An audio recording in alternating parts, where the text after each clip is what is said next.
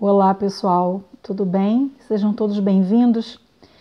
Mais uma leiturinha de hoje, agora com um livro da mesma autora, Louise Hay, só que é um outro que se chama Ame-se e Cure Sua Vida. E eu peguei esse livro porque a gente está falando, no vídeo anterior eu falei a respeito das crenças e falei de um exercício proposto pela Louise para a gente usar com o espelho, né? E no capítulo 9 desse livro, eu abri ele ao acaso e o capítulo fala sobre o perdão, que é o nosso grande calcanhar de Aquiles. É esse tema perdão. E ela já inicia o capítulo fazendo uma listinha, listando 12 frases que possivelmente, muito possivelmente, a gente, em algum momento da nossa vida, a gente falou ou fala. Então vamos lá. Ela chama de lista de verificação de perdão. Então vamos ao primeiro item dessa lista. Ela diz assim, a frase é a seguinte: eu nunca os perdoarei. Segunda, eles não merecem perdão. Terceira, o que me fizeram foi imperdoável. Quarta, eles estragaram a minha vida. Quinto item, fizeram isso de propósito. Sexto, eu era pequenino e eles me maltrataram demais. Sétimo, eles têm de pedir Eles têm de pedir desculpas primeiro. Isso é de lei, né? A gente sempre fala uma coisa dessa. Eu, pelo menos, já caí nessa aí de falar. Oitava, meu ressentimento me protege. Olha como esse é forte. Nono, só os fracos perdoam. Tem gente que fala isso mesmo. Décimo, eu estou certo e eles estão errados. Essa também é de lei. Décimo primeiro, é tudo culpa dos meus pais. E a 12ª frase, não tenho ninguém para perdoar. Nossa, isso aí está acima do bem e do mal, né? Tem ninguém para perdoar, tá tudo ok. Então esse é um felizardo mesmo. Quando ela termina de fazer essa listagem com essas frases, ela continua com o texto que a gente vai ler agora. Ela diz assim: você já se ouviu dizendo coisas parecidas? O perdão é uma área difícil para a maioria de nós. Todos precisamos fazer o trabalho de perdoar. Qualquer um que tem dificuldade de amar a si mesmo está preso nessa área.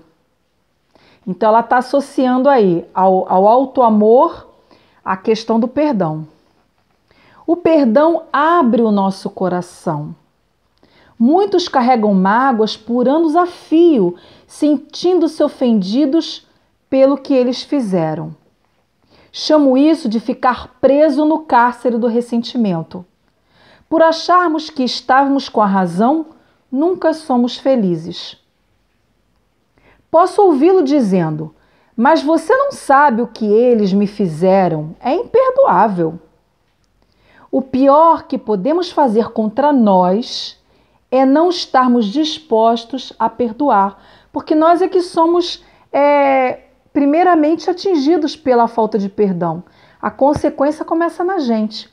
Eu vou abrir um parênteses aqui, o seguinte, o espírito Joana de Ângeles, ela diz o seguinte, que maus pensamentos, etc., e principalmente a falta de perdão é equivalente a lixo mental.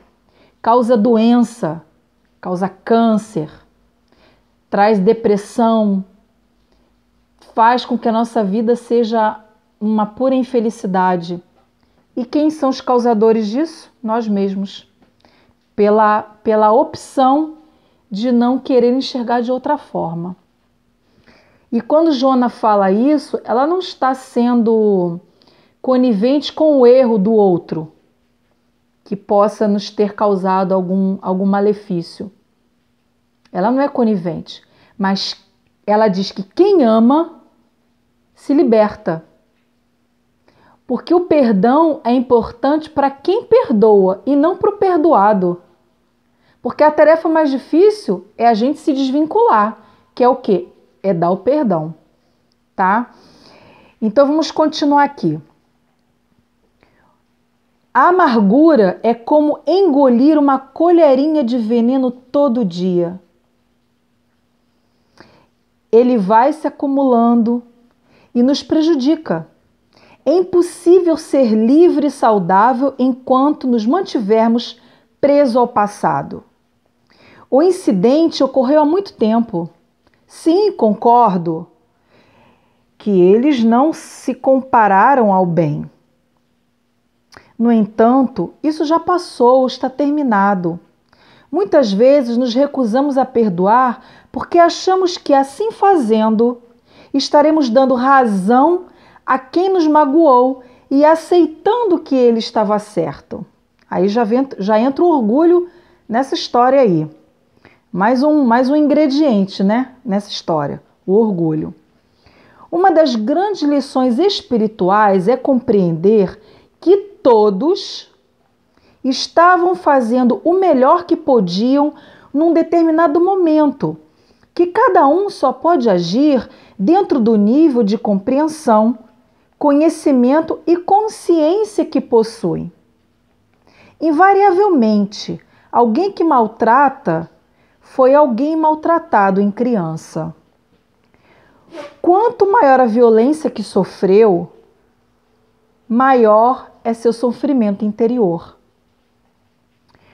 Como eu já disse antes, não falo isso como desculpa para um mau comportamento daquela pessoa que me magoou.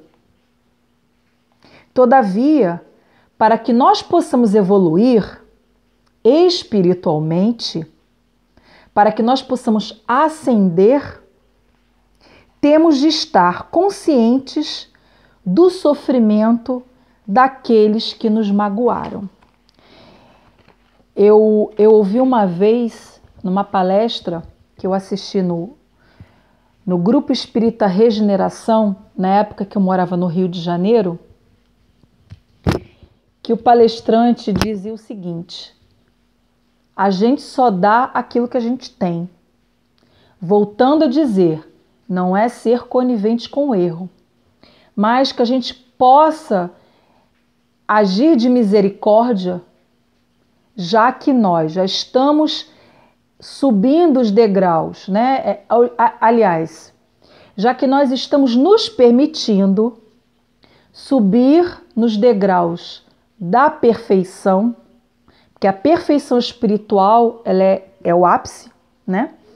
Mas nós estamos no caminho dessa evolução que vai nos levar a uma perfeição espiritual. Se nós já estamos nesse caminho, como é que eu posso dizer? Nós já temos um pouco mais de compreensão. Então, cabe a nós, voltando ao termo, a tentar compreender melhor o outro. Repito, não vamos ser coniventes com o erro, mas nós precisamos ter essa benevolência, essa compaixão de tentar olhar o outro não com os olhos de julgamento do magoado, do que foi ferido, do que foi prejudicado, mas com o olhar de compaixão. Por que aquela pessoa agiu daquela forma comigo? O que ela tem no fundo do lodo? Vamos voltar à história do lago? Do lago de águas cristalinas e no fundo do lago o lodo que é a nossa sombra, o lodo que são as nossas crenças limitantes que nos impedem de avançar na senda do progresso moral e espiritual. Aí a gente olha para a pessoa, a gente começa a olhar para aquela situação de uma forma diferente. É claro que nos dói, É claro que nos machuca, mas já que nós já estamos trilhando esse caminho, procurando trilhar o caminho do homem de bem na Terra, que é a proposta do universo, do Cristo, de Deus, não importa o nome que se dê. Então a gente precisa exercitar esse olhar, esse é o termo, exercitar, porque a gente vai cair, a gente vai tropeçar lá na frente e vamos fazer vamos falar aquelas frases que a Luíse disse no início. Eu não merecia ter passado por isso. Se eu perdoar primeiro eu vou estar dando razão para ele. Mas foi uma coisa muito grave que eu sofri. A gente vai estar caindo de novo. Mas a vida é justamente isso. A gente tropeça, mas imediatamente a gente levanta, ergue a cabeça e segue em frente com o olhar da proposta do homem de bem, de nos tornarmos homem de bem. E nos tornando homens de bem, estaremos avançando os degraus da evolução moral, espiritual, ascendendo rumo ao universo, ao grande universo, junto do Pai e de todos os nossos mentores, e sendo principalmente co-criadores na obra da criação, na obra de Deus, na obra do universo. Tá certo? Esse é o vídeo 1, depois eu vou gravar o 2, que ela propõe um exercício com o espelho acerca do tema do perdão. Mas vai deixar para uma próxima. E mais uma vez, eu agradeço demais a oportunidade de estar aqui fazendo esse estudinho, né, com vocês, aprendendo junto. E se puderem, deixa algumas palavras, o que vocês acharam do estudo, o que a gente pode fazer para melhorar o estudo, enfim. Mas é uma coisa bem descompromissada e é assim que é legal. Tá bom? O importante é a gente compartilhar coisas boas. Sempre o bom, o bem e o belo. Que assim seja. Gratidão, universo. Gratidão a vocês. Um abração. Até a próxima.